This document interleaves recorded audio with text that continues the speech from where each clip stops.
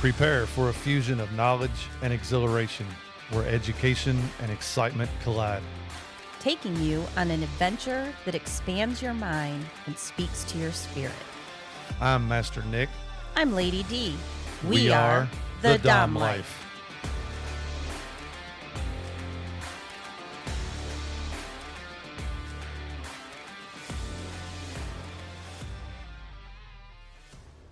This podcast contains sexually explicit topics and adult content. It is intended for listeners 18 and older.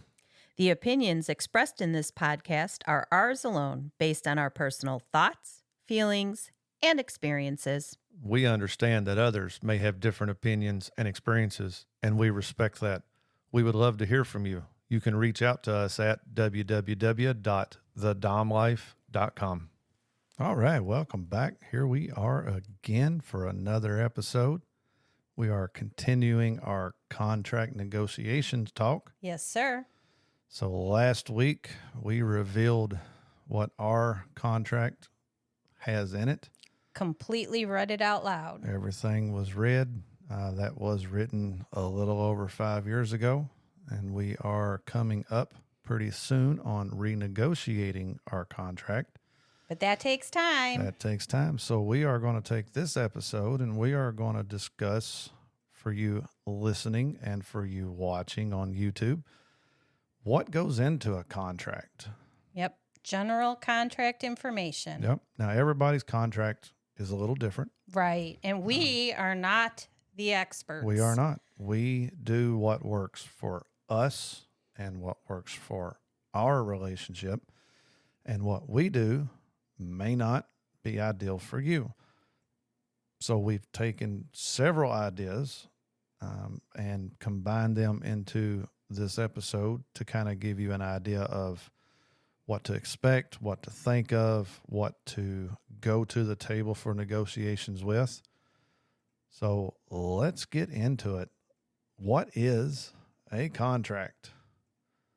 A contract, in my opinion, is a written agreement between all parties involved. Yes. And in this instance, we're detailing expectations that are in a DS relationship. Exactly. So ours is based on DS, dominant, submissive. You do have master slaves.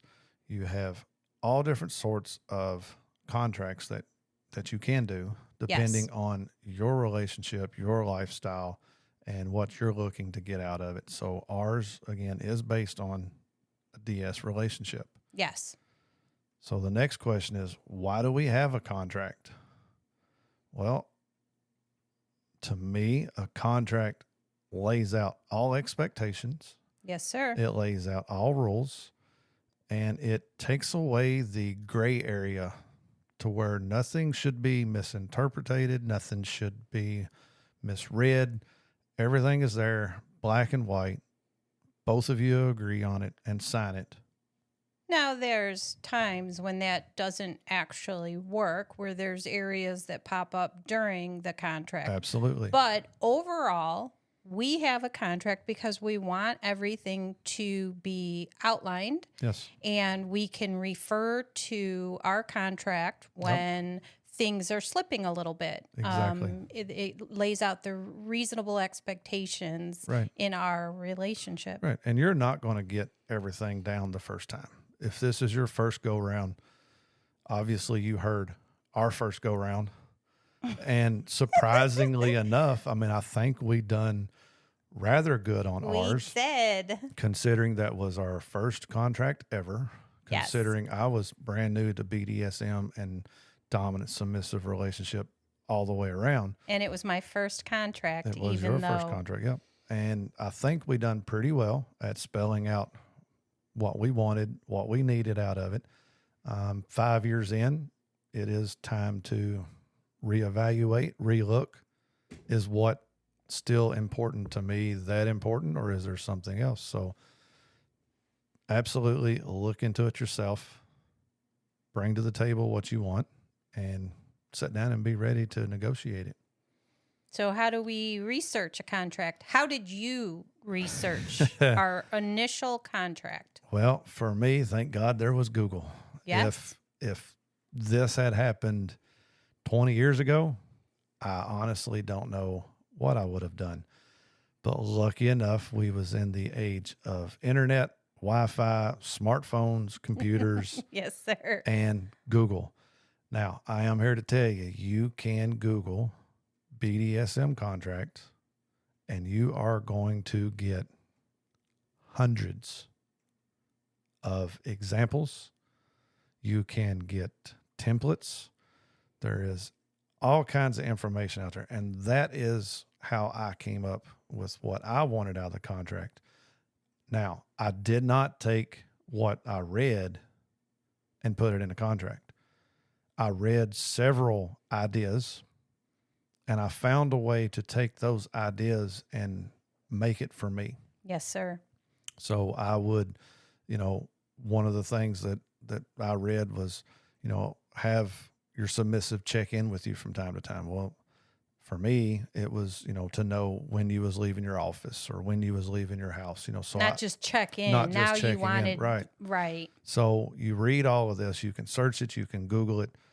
All kinds of information is out there. Read through it, read several lines, and then stop and think, does any of this relate to me? Do I want any of this in my contract? And then write it in your own words, the way that you want it done. And that is how I came up with my original ideas. As we renegotiate this, what I've realized is a second option is to talk to your community. Absolutely. And so I went to a friend or two and asked information about their previous contracts, their contracts, just in general, because I was trying to make sure if I'm going to put in expectations for you, that are actually my expectations in terms of how to address things or how we're going to work things. I wanted to make sure that that wasn't out of the norm. And I didn't Google at all. Okay. So I did mine based on my needs. Maybe at the time I did the last time, but this time I haven't. I've been working on it with already. I think we're two pretty smart people, and I think Google is a big help, but I also think that we can come up with things that we need within our relationship 5 years in that either we've dropped, we've failed, we've excelled at. So let's adjust those things that we dropped or failed. The things we excelled at, let's keep it in because it worked in our general relationship. And like that is a great thing to have as your community. Looking back on it 5 years ago, we had no community. Yes. We didn't know anybody in it. We didn't know anybody in the lifestyle, any BDSM. I mean, you have probably friends from Chicago or something that knew something about it. But I had nobody. I didn't have anybody to talk to. So, Google was definitely a big help. Okay. And then who should be in the contract? What? Anybody that is a part of your relationship. It may be you and your partner. You may be boyfriend, girlfriend. You may be married. If you're in a poly relationship, it would be a good idea to have all members to be a part of this, or if you exclude them out of it, then to keep it between you two. But you have to keep in mind that you want time with those partners. So if they're not in the contract, if they're not in it, you have to make sure in your contract that you spell out that, there is still time to be with these people. So I recognize that some contracts are just for the submissive. Like some people decide that they want their submissive to behave certain ways, and they write those expectations up, and that's it. Right. Our world is a partnership, and so we have yours as well because we need to. It's my rules. Like you give me rules, I give you my expectations. What I would hope that you would do in this different situations. Yep, absolutely. And I wonder, it's interesting. I wonder if Bear will do a contract for each or a contract together when he gets to Right. that point. Yep. You know, it's like we'll have to make sure and keep in touch with him, which we do. You know, we see him, we talk to him. I'm still waiting. You're still He's waiting. got it. You've got It's he's made. got your flogger. So yeah, we definitely got to see him to get that. But yes, that would be interesting to see how that plays out. And even with, you know, like Milady K, who's been in poly relationships before, you know, to see what her next step and where she's going to go and see how all that plays out. Because I know that there are like some professional doms that do contracts as well. Yes. But you're contracting with somebody for a limited time. Right. So Absolutely. it basically needs to be written based upon your type of interaction, right? Yep. So if you're in a relationship, BDSM interactions only. Right. And it can be written for that. There is some doms out there that, like you've mentioned before, don't want a relationship. They only want to see this person for BDSM activities or scenes. And so therefore that contract more than likely will be the dom giving the submissive rules. There may not be any You can't expectations. just text me every night and you can't. Right. So, you know, there would be certain criteria, certain stuff, limited time. This is the time you know, that we will do this. So all of that needs to be tied in. But again, if you're in a relationship, whether it be with one person or multiple people, depending on your situation, depends on who all gets involved in that contract. So one of the things that came up during this that we started talking about that you stressed very hard was it needs to be judgment free. Absolutely. And that goes back to, so if you are getting ready to negotiate a contract and there is any kind of gut feeling that you cannot speak freely about your wants and your needs in fear of being judged, I'm going to say you need to question whether that contract negotiation, the relationship, the person that you're with. Yes. Mm-hmm. When you start to enter into a contract, it has to be what you want. It has to be what you need. You have to get out of it what you're needing. Yes.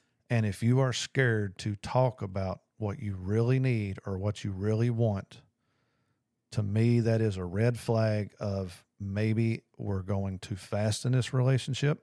Yes, sir. Maybe we need to slow down. Maybe we need to split up, whatever it is. If you're not comfortable talking about each and every section that goes into your contract, whether it is to meet the dom's need, the submissive needs, the slave needs, whatever it is, if you're not comfortable talking about each and every section, even if there's some contention, you know, some tightness or frustration, if you're not comfortable talking through that, then there's a red flag. You've got a problem because we've said it before, BDSM is built on the foundation of communication and trust.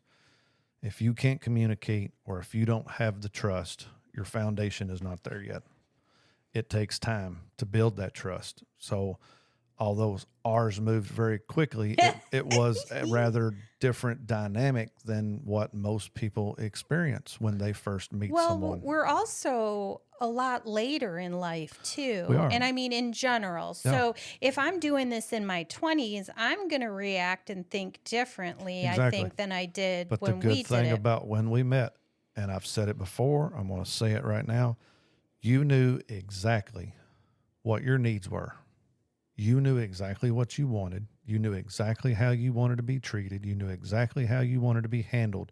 You was absolutely perfectly crystal clear in your communication of how you wanted me to act. You know, when we first met, I didn't think of myself as a dominant person. I kind of felt like I was back in a corner. You know, nobody wanted me. I wasn't good enough, all of this stuff. And one of your words was, you have to be confident in yourself. And that, you know, that's what's got me to where I'm at is, okay, this is how she wants me to be. This is her expectations of me. This is how I need to be. And then if you do it long enough, it becomes who you are. It does. But that was the perfect scenario for us. Again, you knew everything that you wanted, and you was flat out blunt and clear about it. If I can't have this, this, and this, I see this a lot on social media where people ask when they should discuss it. And obviously it's different with everybody. But if it is important to you, like it was to me, then you got to do it right at the beginning. Don't expect to get into a wonderful relationship and then change that person. If you're upfront about it, now that person gets to make an educated decision on whether they want to move forward or not. So it was the very first night. And again, you set the bar here, and then I had the decision to make: can I reach that bar, or am I going to fail and this is going to go nowhere? So you set my expectations the very first night. So what should be in the contract? Oh, here we go. Yeah, we're going to go through all the pieces and parts of what goes into it. And again, it's individual. Yeah, it's individual. You can lay it out how you want, the format, the layout. There's templates. Every contract looks different. I've looked at several for the last week just to make sure that we wasn't forgetting something, or to talk about stuff that's not in ours, to kind of give a full. So every one of them I looked at was different. But the first thing you need for a contract, you want to know your needs. Not your wants. Needs. No, not your wants. Your needs. What are the things that you need out of this relationship? And when you go to negotiate this contract, there's where the debate starts. If you have a need, you have to have this. There's no second options. You have to make it very clear that this is your needs, and your partner has to accept that, or your contract pretty much ends right there. Right. Because you need to have your needs met. Got to have your needs. Then there's the wants. So you need to be able to define the difference between what your needs are and what your wants are. Exactly. Absolutely. The next part is the preamble, like the beginning. The stuff that you're going to write in there that has no definitive section or whatever. You're basically saying, hey, we're entering into a contract. Yes. This contract is being entered in by both of us for the best intentions. Yep. Okay. So it's binding, but it's only as good as we decide it's going to be, how much we follow it, what we want. So that's another reason that your contract has to include your wants and your needs, and you need to negotiate it, because if the contract does not meet your needs, what good is that contract? Exactly. What are you going to get out of that relationship? So the whole beginning is basically a paragraph or two about that you're going into this, why you're going into this, what you expect out of it, and then you start rolling into defining the roles. Exactly. In this contract, you need to make sure and define who's the dominant, who's the submissive.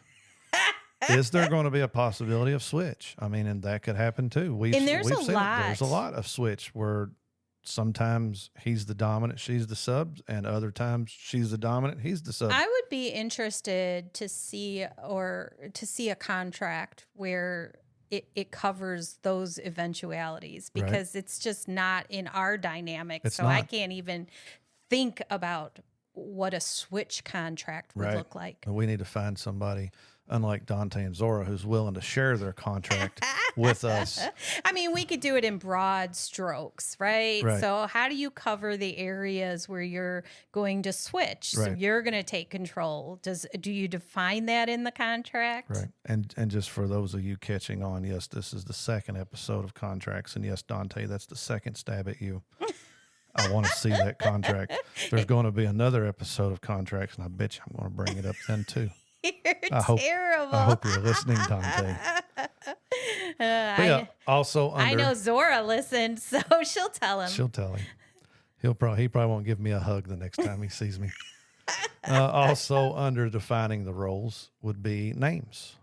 What does the submissive want to be called? Maybe the dominant already has a name picked out and they can negotiate or agree upon that.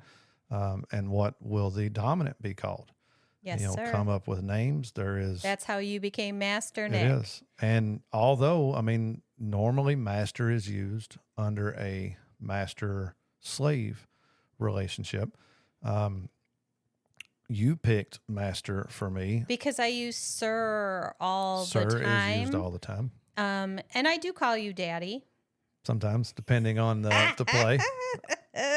But yeah, master just fit, and it took you to another level, and I am glad that became your title as well as your name. Right. Perfect. Areas of control. So you have to define, what is the Dom taking control of? Is there different parts of your life that you want to be controlled in? Is it just the bedroom? Is it just bedroom and sexual? So that has to be defined. And one thing that I did read and I thought made sense, and I can't remember how it was worded, so therefore I can't plagiarize it.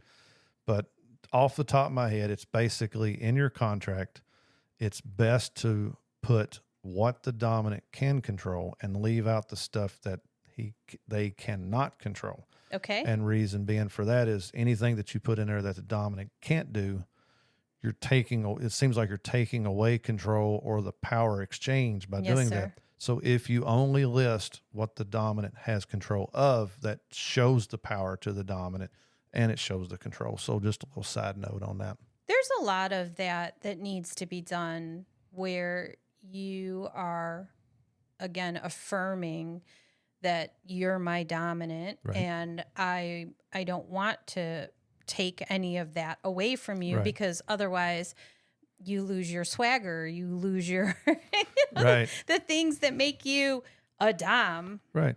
And so, your areas of control, maybe you and your girlfriends or your guy friends have scheduled nights out.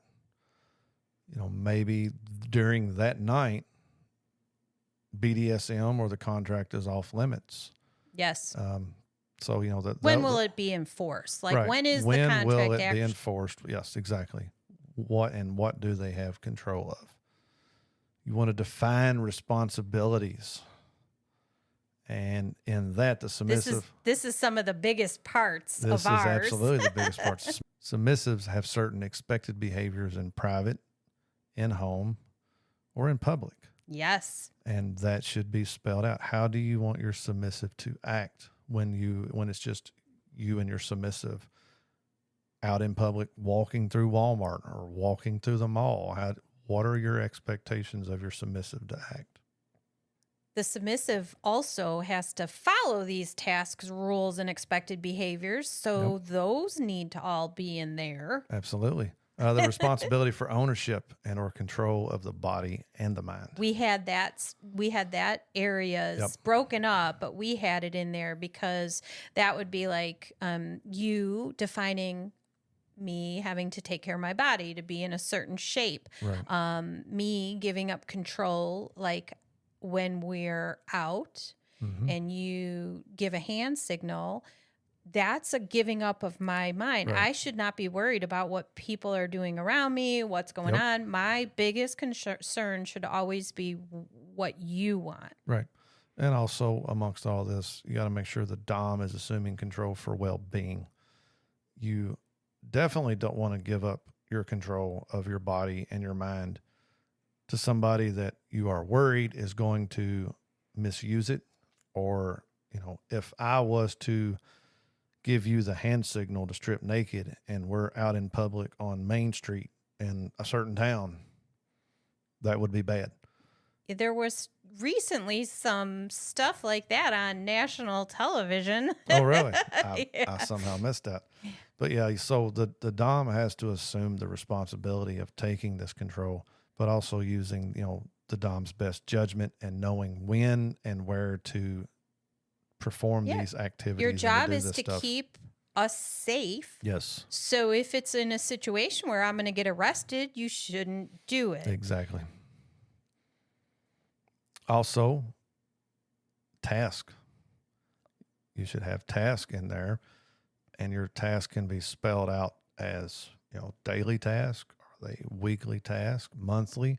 Does it happen under certain events? If you have guests over, you expect this task to be done when they leave, or when the guests are here. You could have certain tasks. You can do tasks on just about anything. One of our tasks is you write a note every morning to put in my lunchbox. So that is a daily thing of every day that I work. You don't do it on the weekends or on vacation days or holidays, but on any day that I work, one of your tasks is you are required to write me a note. So, it could be task for on a Wednesday. This is what you do. Be creative, set your own schedules on how it should be done. Chores and other in-home responsibilities. Yep. That's a big one. Not just for me, because I've heard other submissives that I'm friends with talk about it. All right, y'all gotta quit giving her ideas. I know some of you listen to this. Quit giving her ideas about that. I'm not good with chores. Well, and we're defining and redefining the stuff that we have in ours, and we've had things in there that have failed or that I'm obviously, based on the last episode, a little bit snarky about. So I'm hoping we can work through some of those. We do. We got to get through that. And when you sit and think about it, there's times I'm setting while you're doing chores. There's times you're setting while I'm doing chores or work or something. You don't have chores.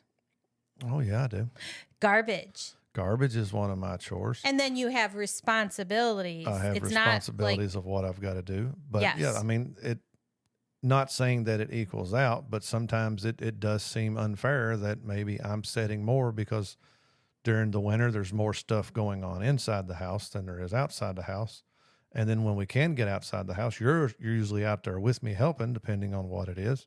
So and it is. You got to split it up. You've got to share it, especially this day and time. We both work. I was just thinking that it's because we're in a different world, and you was it's our household, right? If you was a stay-at-home mom, and tending to kids, I understand is a full-time job in its own. Being a stay-at-home mom or being a stay-at-home dad, if you are taking care of kids in the house all the time, I get that.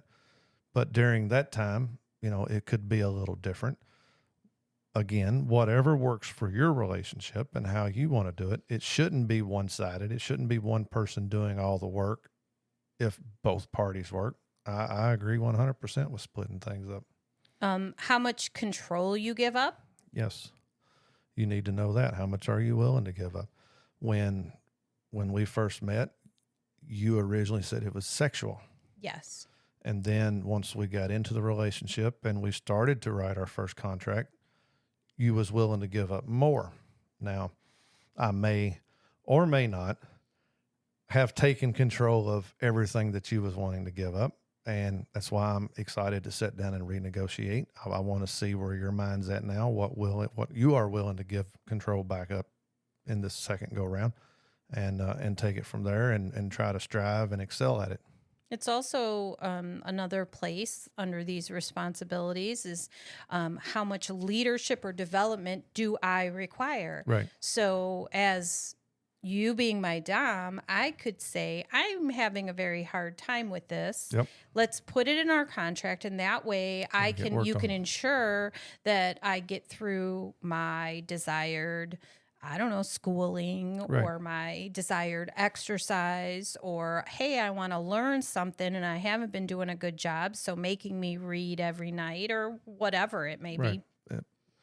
You want to include when and how to communicate issues in appropriate ways. I like that word, appropriate, because I'm very good at the inappropriate ways. You are. I'm saying, I was going to see where you was going. I was sitting here thinking, where is she going with this? But yes, in appropriate ways. There is the perfect time and place to do this. There is also the not so perfect time and place to do this. And that is something that you all need to sit down and figure out. If one of you has an issue, how is the best way for that person to do it? Not only the submissive. The submissive's going to have issues, but also the dominant's going to have issues. And what is the best way to handle that, to take care of that, and to keep things going smoothly, to keep from getting into an argument and possibly ending your contract? We've actually included some of those things in our contract. Yes, you that have. was the bringing you the collar, which you've never done. You keep saying that. I'm going to. I'll hold my breath. Me asking that when you are correcting a behavior and I'm under a lot of duress, make sure just pull me into your lap. Let's do it that way. Settle me out a little bit. Right. And then, the other one, asking permission to speak. Always ask permission. No, let's rephrase that. You always speak. I don't know once that you have said, sir or master, may I tell you what's on my mind? I don't think that's ever happened. I don't know why that made it into our contract. And it's not leaving because I honestly forgot the ask permission part was in there. So now that I know it's in there, I'm going to keep it in there and I'm going to hold you to We're negotiating it. Yes, we are. So one of my needs is to be able to speak freely. Denied. We're going to have to debate that one. All right. Explain when parties are available and or possible limitations to the contract and time of enforcement. We kind of covered that a little bit, but... Right. Yeah, I kind of jumped ahead a little bit more, but that thought was in my head. So what we're pertaining to there is if you, and it could be either way, but if you don't live in a relationship where you live together, is there certain times that the dominant can be a dominant, and is there certain times that the submissive can be a submissive?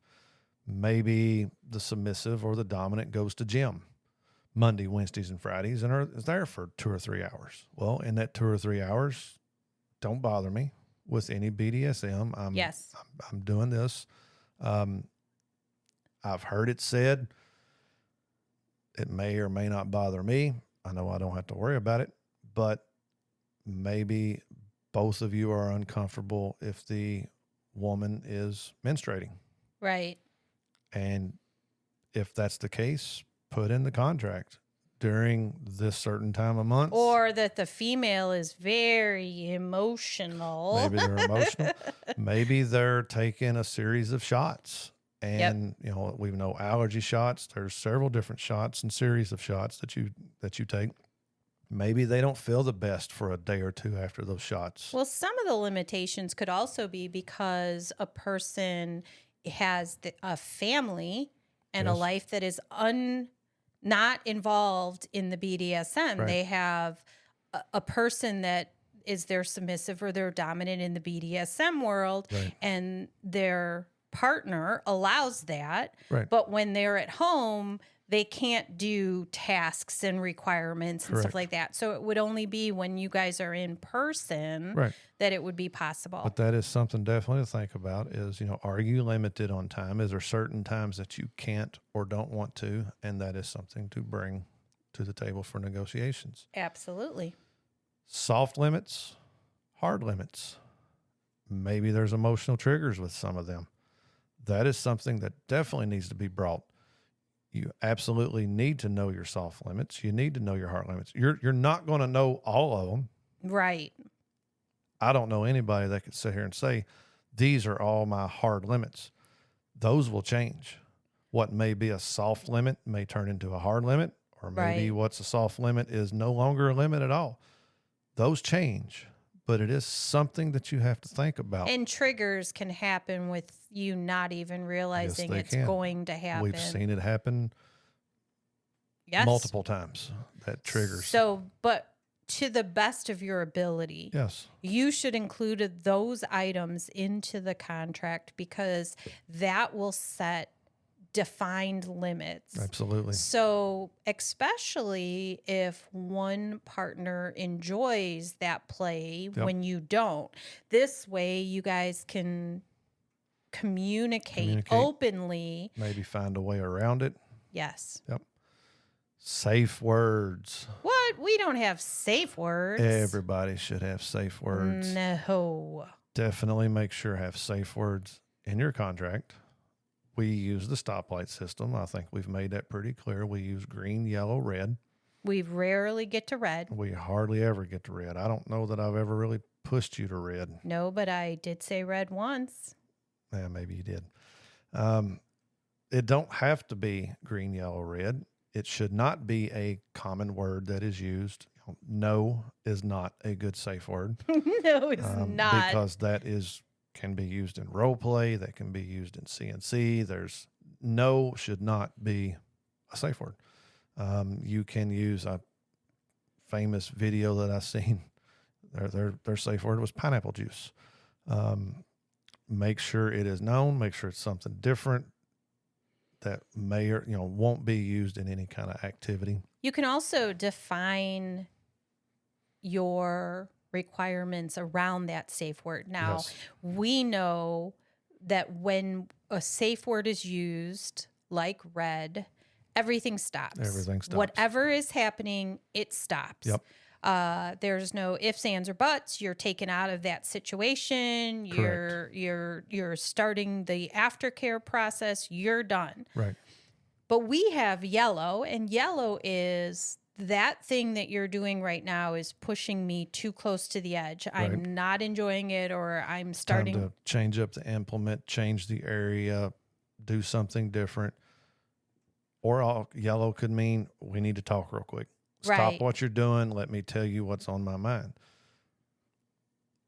You can also alter your safe words in the contract. Right. That's what we're choose. saying. So we have a friend that, Dante yes, said it on the podcast that in their contract, he can remove the safe word yellow. because yellow is, I want to talk about it. Right.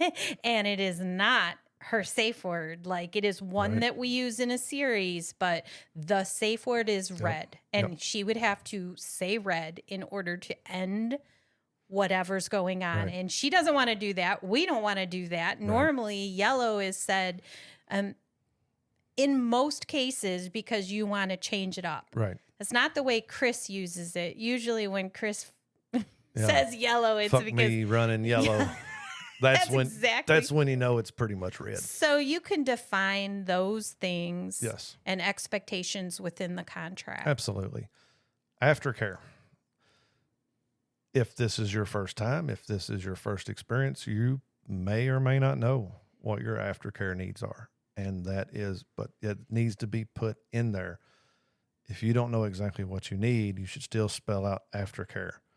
And maybe in your contract, you says after a scene, the dominant will stay by or will kneel beside or will sit beside or will hold. Depending on what you normally need. And discuss further aftercare options. Yes. And again, we hit things that we didn't expect while going to the club that we could now include because there just was no idea of aftercare needs. Right. Collars and any rules around collars. Collars are very important in a dominant submissive relationship. Yes. Some people consider it to be a ceremony when they give a collar to their submissive. We got to see that. Some people consider their collar more valuable, more personal than wedding rings. So depending on your relationship will depend on your collars. We know some people that are collared but don't wear a collar. Right. They have a bracelet or they have just a regular necklace. Day collar. So there is several ways for collars. You take it how you want it, but set the rules on it. If there's a very specific way you feel about that collar, that it is yours and yours and yours to give, yours to take, then you need to put that information in the contract. You know, for us, your play collar. You have 100 collars, and you are welcome to wear any collar you want at any time. As long as I have a collar on. As long as you have a collar on. When we play, there is one specific collar that we use. And if you don't bring it to me, you don't touch it. Yes, sir. I put it on you. I take it off of you. Yes. Unless I ask. Unless sometimes you ask. When you're in the middle of something, you'll let me, because I figured it's just a little bit high, which I like during play, but my neck has problems. Well, and you know, especially when we're at the club and we play and you are 99% of the time the last person, unless you're in a good mood. You're not dropping too hard where it hasn't been too much of a push for you. That, you leave it on. We pack up. We say goodbye to everybody. We're driving home. Maybe it's bugging you. Maybe it's and you've asked in, can I take this off? Absolutely take it off, But that's, but it's that one is the one collar that belongs to you. But also in there, is anybody allowed to touch it? Now I'm here to tell you, if you walk up to a submissive I've seen and they it. are wearing a collar, I'm going to tell you, don't touch that damn collar. Even if they don't have specific rules against it, it's a sign of, to me, it's a sign of disrespect. Yeah, well, because it's a sign of ownership. Right. That collar is the fact that you're putting it on me shows that I'm yours, and by somebody else touching it, it's. Yep. Now, and we have seen it, somebody says, "Ooh, I love that collar. May I look closer, or may I take a closer look?" And that's where you can either say yes, you can, or no, you can't. But maybe you have that in your contract. Nobody's allowed to touch or play or pull or choke you or anything with your collar. Discipline. No. And punishments. Those things aren't needed. They are needed. We don't need that. That is one thing that we had left completely out pretty much of the contract. I mean, there was a talk of punishments, that punishments, how they'll be dealt with, how they'll be handled. Like that you're not going to be angry when you do it. I'm not going to be angry when I do it. But that is something that we need to vamp up for our renegotiation. We need to dive a little deeper in discipline and punishments and kind of spell some out.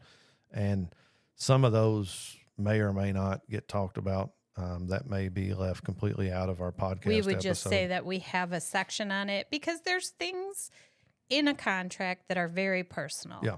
Our contract that we did such a good job on, I read through it and you read through it, and I said, I'm okay with discussing all of this because we did a good job of keeping it overall general. Yes. We were learning and we just wanted some rules and guidelines down.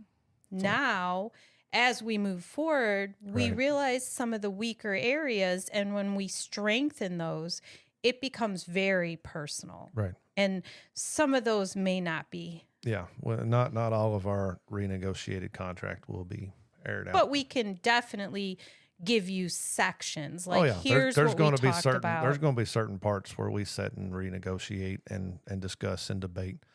I don't know if you all want to hear 40, 45 minutes of us debating back and forth on this, but we will make sure. There might be a little bit of, Right. And the last thing that we have that we didn't mention on our last episode while reading that our contract does have a final page, and it's closing document items.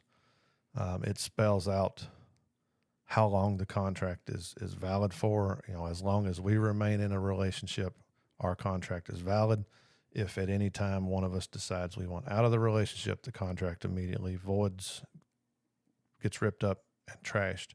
Right. And then there is a place for both of us to sign our names to show that we are committed not only to the contract, but to each other. And that it's a living document. So we have in there that this document will and can and will be changed. Yes. So as needed, we know Dante and Zora have a change order. Yes, they do. They have a change form request. Yes. We don't need to go that extreme, but it is a living document that changes on as needed. Right. And but then it also, I don't know that it's extreme, but going back to, when to communicate, what better way to bring up that there's an issue. There's no way for either party to get mad. If the submissive goes to the dominant and says, I don't like this rule, how's that dominant going to take it? So a change order form. You know what? It would also make me write it in a way that I'm willing to have you read. Right. That we're putting on paper. Right. You're not confronting that person in fear of how they're going to take it. You're able to write everything down. You're able to clear your mind. Right. And to hand it. So, I mean, it makes good sense. Yes. I don't know that we're going to have a change form, but it does make sense. I do understand it. Right. So the only other area that we didn't hit is special circumstances. Yes. So things like we didn't have any of it in it because at the time we weren't we were learning, we just Right. started, but BDSM events Yes. or lifestyle activities Yep. can have its own section, like expectations if we were swingers. Right. When we go, because we go to a swingers club. So if we were intending to swing, we could define what is and isn't Right. allowed. Because you've said in the beginning, you didn't want anyone dominating me. Correct. But you also recognize that I need somebody that has that little bit of dominant personality in order for me to even want to do anything. Right. It's just part of who I am, Yep. and I won't be turned on if somebody is goofy and silly and not Right. got that little bit Right. of. And those things will change as well. I know it's not in our contract, but we've talked about it. Our very first trip to the club, there was a whole lot of, I'd rather you not do this, or I don't want you to do that. And after a few trips to the club and, seeing how well people were, how great and awesome And the having crowd was, yeah. then it turned to, okay, so I'll let you do this. I'm okay with you doing that. Obviously anybody new that we meet, there is always a permission asked, if you want to kiss or if you want to flirt or whatever you want to do. But then as you make these bonds and these friendships, then things really start opening up to where there's a lot of blanket there is just approvals. a lot of if it's with this person, you don't have to. But that's not ask. just us, because Zora and Dante, Right, they did the same thing. They've She done got the in same trouble. thing because it was outside Right. of but there are certain people that you interact with Yep. on a regular basis that you have more permission Exactly. and leniency with, because you know that there's no disrespect ever Right. going on. Right. Absolutely. So that would be the only other thing in the contract that needs, if you're part of, when you go to a BDSM event, do you want your submissive asking somebody a rigger to tie them up? Right. Do you want them to just walk away Right. from you and do? So some of You have those, to if set you your go to the expectations, dungeon every month, then you need maybe some expectations around that as Right. well. Yep. But absolutely. I think that covers all of the ins and outs from our perspective. Absolutely. And I'm sure we missed even Googling it, even talking to friends. There was so many much more that was laid out. We kind of combined a few things into each category. And again, do what's right for you. Exactly. You beat me to it. You didn't ask permission to say that. Thankfully, we do a podcast, which means I can't always ask permission. Right. No, but exactly. Do what works best for you. Sit down with your partner. Make sure and iron out definitely your needs. Needs are the big one. Have to Don't just go, well, I'll get them met because we have a contract. No, it needs to be clearly defined in there. And one of the things that when we started saying needs, it reminded me of Jade saying a fetish is something you need, right, versus a kink, which is something you'd like to have. You enjoy having. So, and everybody's needs are different. Yeah, you would never have tickle me in the contract. No, but a contract, the more precise, the more accurate, the more details you put into it, the more clear your relationship becomes, which means the better it will become. Yes, sir. All right. Till next time, good night. Please follow, like, and share our podcast. Make sure to visit thedomlife.com, where you can find pictures and other details about the Dom Life podcast.